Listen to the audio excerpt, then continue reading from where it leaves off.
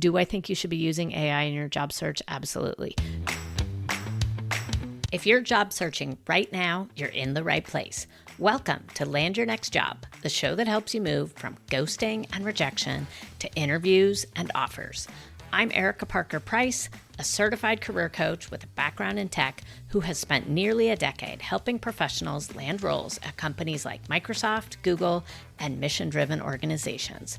Each week, I share what's actually working in today's job market, from LinkedIn and networking to how AI is reshaping hiring. You'll get clear strategies and inspiration so you can run this marathon without burnout or guesswork. Follow the show and let's land your next job together. Hello and welcome to Land Your Next Job. I am Erika Parker-Price, and today's episode is going to be all about AI. Specifically, how should you be using AI in the job search? I will put it out there from the beginning. I definitely have a bias that AI does serve a very big role in the job search. Recently, ChatGPT offered up to tell me how many days I had been using their product, and I don't remember the exact day, but it was over 1,000. So I count myself as an early adopter. But I started hearing questions about it from my clients, and they usually were framed in the sense of, am I going to get caught that I'm using AI? So I want to tell you from the get-go, I think we're way past that point. Everybody's assuming that you're using AI, so it isn't an issue of, am I going to get caught? If you have never touched any AI tools, and that's something brand new to you, well, let me just tell you, we're talking about large language models here, LLMs. I'm not going to tell you the best one to use because that honestly changes. We're in a position where this is the fastest adoption we've ever seen in any form of technology. And I've been in technology for a long time, but I can tell you, if we look back, PCs, the personal computer, that was about a 15-year adoption phase. Internet, that was about a 10-year adoption phase. Smartphones, that was about 7 years. So you'll see those numbers are coming down. AI creating its own AI, generating the new developments, it is light years faster than any technology adoption we've seen. So we're talking about large language models. The one most people think about is ChatGPT, but there are lots of other good ones out there like Claude, Gemini, Copilot, Perplexity. There's lots of different ones to choose from. I'm not going to tell you the best one because honestly, it changes so quickly. But that's my bias. Do I think you should be using AI in your job search? Absolutely. Do I think companies are using AI in the job search? Yes, they are too. But what I'm going to be sharing today is how can you best be using it? One of the things that people really notice about the job search is that for most people, it is a big shift from having worked on a team to suddenly being all alone in the work that you're doing. When you were in your last job, or maybe you're still in that job, you probably have coworkers, managers, people that work for you, people that can check over your work, give you ideas and feedback. When you are in the job search, it suddenly becomes a giant echo chamber. And the truth is that we really benefit from all of that feedback. So how do you get feedback when you are in the process of doing something that is really a solo project, right? Getting a new job, that's not generally something that you have a whole team of people supporting you with. But I want to talk about, how do you use AI to bring some of the support in? How do you start getting feedback that's valuable to you and that will allow you to maintain your own voice? Nobody wants to be sounding exactly like ChatGPT. Nobody wants to be looking at a resume that they can say, oh, that was clearly AI generated. I'm going to share 4 different ways for you to consider using AI in your job search. And the first question you might be asking, is one of those ways going to be coach? So I will give the spoiler alert right now. I will tell you that that is not actually going to be one of them. And you can say that it is bias that I have. Of course, everybody out there has had the thought, is AI going to take over my job? Being in the career coaching, career strategy space does not save me from that. I definitely see ways that it is stepping in and doing things that were not possible 2 years ago. But do I think there's a difference in working with a real live career coach who is working with other humans and who is interacting with you on a human-to-human basis? Do I think there's a difference in listening to a podcast from a real person? Yeah, absolutely, I do. It's not one of the ones I'm going to give here because I think there's huge value in working with people and developing those long-term connections. Okay, so all my biases are out of the way. Let's get through it and let's talk through these 4 ways. The first one is as an editor. I absolutely think that anything that we're writing, for that matter, recording, podcasting, anything, I think it all needs an editor. If you think of the greatest writers and their favorite book that is out there, they have all been through rounds and rounds of editing. Our first draft is not the best draft that we're going to make. So I think AI can be super helpful to you, whether this is your resume, whether it is your LinkedIn, answers that you're working on for potential interview questions. Using an AI tool for that is absolutely going to give you different perspective. Now, do I think you should start there? No, I don't. I will share that when I send a weekly email out, when I write those, I write them myself. I come up with my own idea, I write it, and then I do put it into an AI tool. And I will ask it for feedback. I might ask it to tighten it up. I might ask for just a light critique. Sometimes maybe I need an example of something that I'm writing about. And I will make some changes to my content based on recommendations that I get. But I always go back and I read it again. And not only do I read it again right then, I actually read it a little bit later. So I have a chance to look at it after it's been formatted. But the most important thing that I'm paying attention to is this still my voice? So the more you work with any one AI tool, the more it will get to know your voice. So hopefully over time that improves. But there is still something about AI written content that sounds different. Maybe that's going to change over the next few months or years, but right now there's still a certain type of style that comes out in the writing.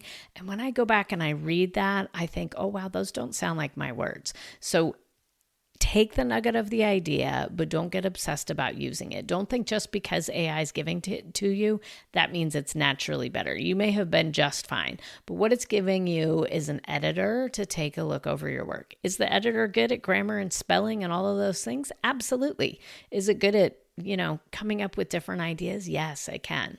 So let's talk about a couple of specific ways you can use it as an editor.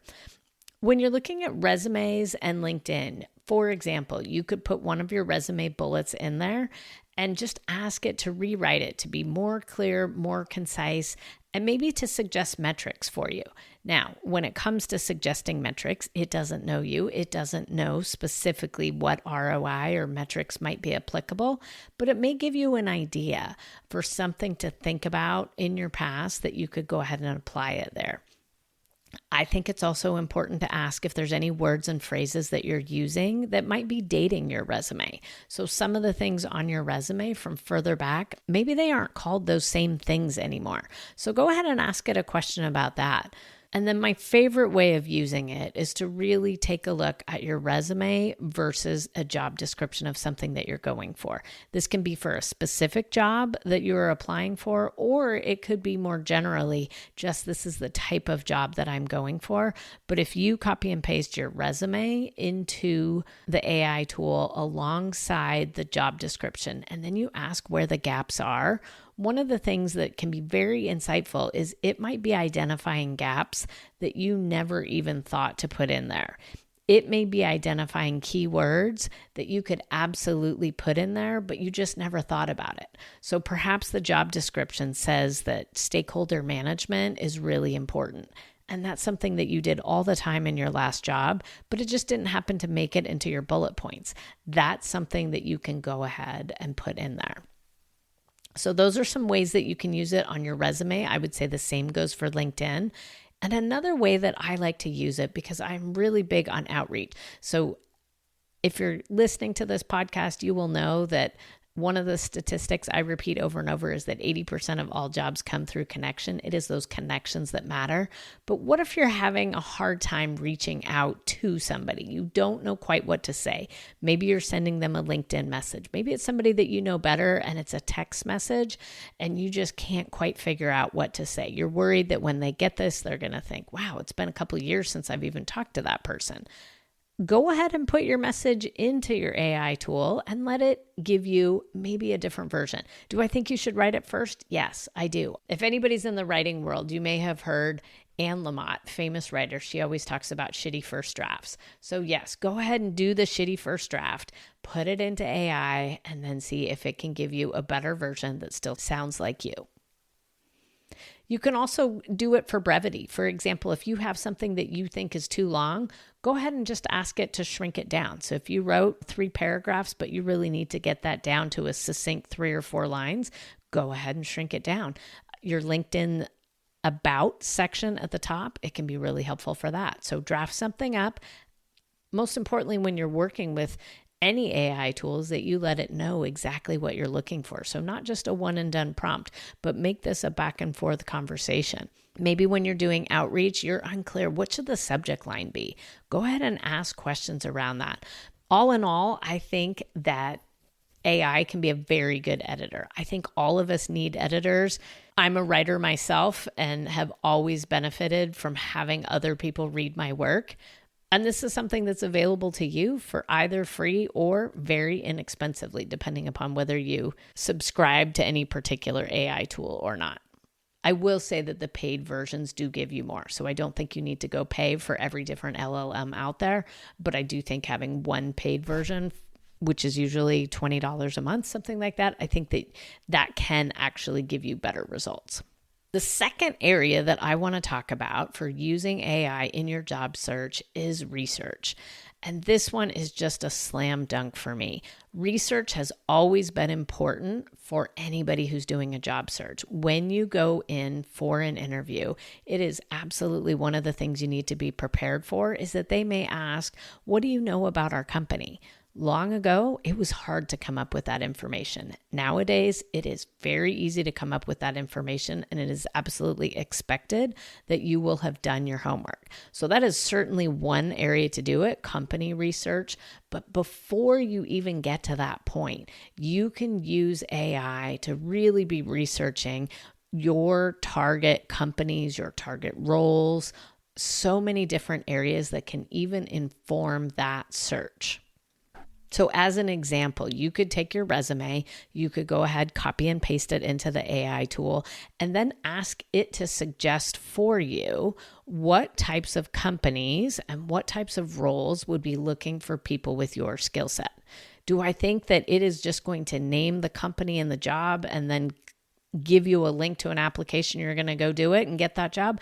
No, I think it's definitely more nuanced than that. But what it can really do is give you some very specific ideas and directions that you may not have even thought about looking. So that's the second area where I would be using AI, is specifically in research. Of course, one of the caveats you will always hear with AI is that you always need to check it for accuracy. So if you are particularly doing research on a company and it is telling you something specific about it, you're going to need to use your brain. AI does make mistakes. You will see that caveat that comes in any of these LLMs that you're using. It can make mistakes. It has made mistakes, factual errors on things that I was writing about. And you need to be astute to notice it. You need to go check your sources. So make sure that you don't turn your brain off in this process, right? The third area where I suggest using AI is really to start using it as your assistant. Think of it as an executive assistant, right? Think of it as an efficiency tool. When your job is to be looking for a job, it can be really challenging to handle the administrative pieces around it and not get bogged down by it. If you were to think of AI as your executive assistant, think about how it could help you. For example, you could ask it to design a simple tracking system. AI is not just a question and answer tool. It can literally build things for you. If you tell it specifically what you want to be tracking, it can actually build that out for you. So don't limit yourself to just asking a question and getting an answer. See if you can get a template out of it. See if you can get it to build something for you. It's great experience working in an AI tool, and you can really customize it so that it's working specific for you. I'm not going to get into all the, build an AI agent, but if you want to go out and learn more of that, if it isn't something you're doing already, I think it can be a fantastic way to keep your learning up right now. Time management is an area where I think it can absolutely help. If you can talk to AI about how you're spending your week and ask it for whatever you're struggling with. Does it feel like it's taking too long? Does it feel like it's all you're doing? It's just day after day. You can ask it for ideas to solve some of those problems. For example, you could ask it to design your perfect job search time schedule. You can put your caveats in there. Maybe it's you want to get up, you want to go to the gym, you have family responsibilities, and you have these certain time windows. Tell it what it is that you're specifically doing, and then ask it to build that calendar out for you. The way I think of using AI as an assistant really goes beyond what a lot of people are using it for, which is really just the question and answer. Ask it to actually do some of the work for you. These admin pieces, anything that's bogging you down, pay attention to what's taking you extra time. This is a great place to ask that assistant to help you out with this. Okay, and the fourth area that I want to talk about is really using AI as a thought partner. This might be something that you've heard people talk about, that AI is a thought partner. But what does that really mean when you're doing the job search? In this case, I really think it's having somebody to bounce ideas off of. So as an example, I think about it as, how can I prepare for this interview? If you were to give AI the job description that you applied for, that you've been invited to an interview for, as well as your resume, what you can do is start to prepare for that interview. You can ask, and this touches in on the research side, but what are the top 10 questions you think I'm going to get in this interview? What you've already done is you've given that AI tool the specifics on what they're looking for. Now, it is limited to the job description. There's obviously lots of nuance that might go behind it. But if you're doing something like preparing hero stories to go into an interview, a back and forth as you develop those stories can be really powerful. So do I think that this substitutes talking with a real person? Absolutely not.